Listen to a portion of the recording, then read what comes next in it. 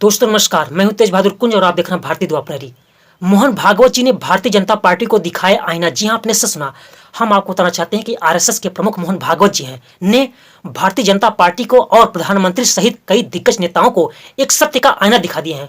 उन्होंने आईना दिखाते हुए कहा कि भारत के पूर्वोत्तर क्षेत्र में जो मणिपुर राज्य है, पिछले 1 वर्ष से वह नफरत की आग में जल रहा है, जिससे वहां पर अपार मात्रा में जनधन की हानि हुई है, क्योंकि वहां पर कैकेयी और मैतेई समुदायों के बीच एक जंग जारी है। इसलिए अब वह शांति का राह देख रहा है।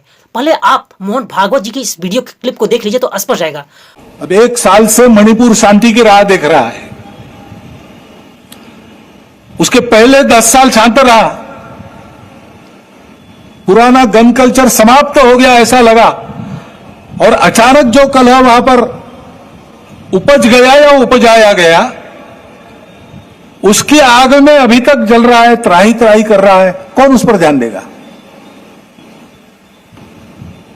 प्राथमिकता देके उसका विचार करना ये कर्तव्य है। फिर मोहन भागवत जी ने यह भी कहा है कि भारतीय जनता पार्टी ने कई प्रकार के दंभ की नीति अपनाई है, इसलिए वह चुनावों में अब अपना मुकाबला वह बेहतर नहीं कर पा रही है। उन्होंने 5 बिंदुओं पर फोकस बताया है।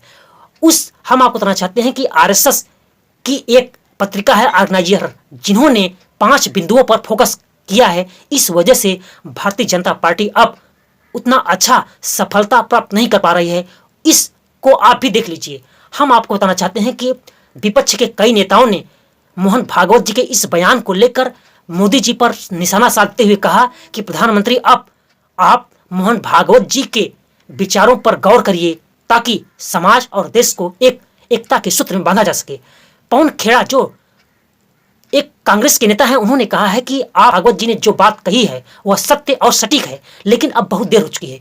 आप मोहन भागवत जी पर जो कहे हुए पवन खेड़ा जी के विचार हैं, उनके इस वीडियो को क्लिप को देख लीजिए तो स्पष्ट हो जाएगा। अगर आप उस वक्त बोलते तो शायद आपकी इस बात को हम सब गंभीरता से लेते। नरेंद्र मोदी आपकी बात को गंभीरता से नहीं लेते हैं, न पहले ली थी न अब लेंगे।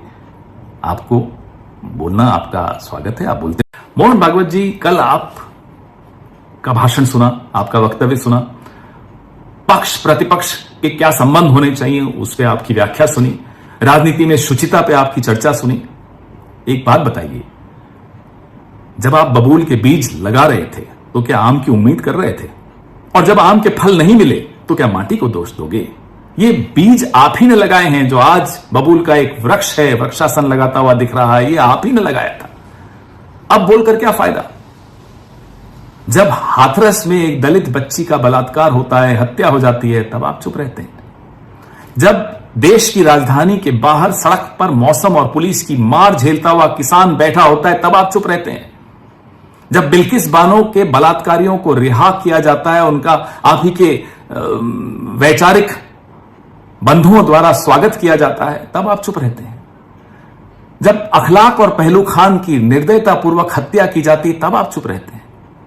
जब कन्हैयालाल टेलर के हत्यारों का सीधा सीधा संबंध भारतीय जनता पार्टी से निकलता है, आप कुछ नहीं बोलते, आप चुप रहते हैं।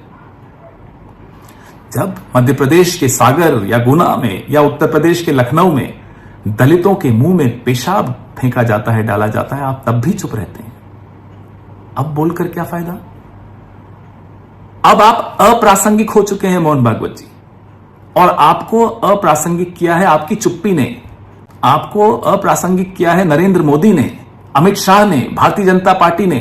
अब इस समाज को, इस लोकतंत्र को आपकी आवश्यकता नहीं रही है। आखिरी मौका आया था कि जब भारतीय जनता पार्टी के नेता लगातार संविधान बदलने की बात कर रहे थे, आप तब भी चुप रहे, आप नहीं बोले। अब इस संविधान को, इस लोकतंत्र को और इस समाज को राष्ट्रीय स्वयंसेवक संघ की या मोहन भागवत जी आपकी आवश्यकता नहीं है। ये अपने आप को, अपनी रक्षा करना, अपने आप को रीबूट करना जानता है, समझता है। ये ताकत उसको संविधान ने दी। आप बोलते हैं, हम सुन लेते हैं, आप बोलिए, हम सुन लेंगे। इस प्रकार की वीडियो को प्राप्त करने के लिए हमारे आप चैनल को सहयोग करिए। हम आपके द्वार तक ऐसी सूचना सटीक लाते रहेंगे। बहुत बहुत शुक्रिया। जय हिंद, जय भारत।